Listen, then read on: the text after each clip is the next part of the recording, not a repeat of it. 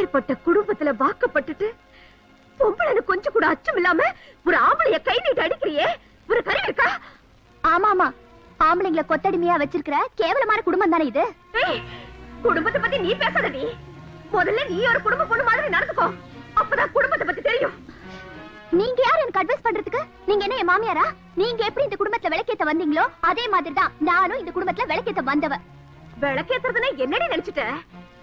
எண்ணெய ஊத்தி திரிய போட்டு தீய வச்சுட்டா அது விளக்கேத்துறதுக்கு அர்த்தம் இல்லடி. நாம வாக்கப்பட்டு வந்த குடும்பத்தோட மரியாதையும் பாரம்பரியத்தோட விளக்கத்தையும் ஏத்து நடக்கிறவ தாண்டி விளக்கேத்த வந்தவ. உதாரணம் ரொம்ப நல்லாதான் இருக்கு. ஆனா நாங்களும் 4 எழுத்து படிச்சவங்க தான், நாகரிகம் தெரிஞ்சவங்க தான். நிறுத்தடி. நாகரிகம்னா என்னன்னு நினைச்சிட்ட? தொப்புள் தெரியற மாதிரி சேலை கட்டுறதும் தொட தெரியற மாதிரி துணி போடுறதும் தான் நாகரிகம் நினைச்சிட்டியா? பழச கட்டினாலும் பாக்குறவங்க கையெடுத்து கும்பிடணும்டி. நான் கோடீஸ்வரியா வந்தவ, நீங்க கோடி துணி கட்டினவங்க அப்படிதான் பேசுவீங்க. எத்தனை கோடி பணம் இருந்தாலும் கடைசியில கட்டையில போறப்போ கூட வர்றது இந்த கோடி துணி தாண்டி.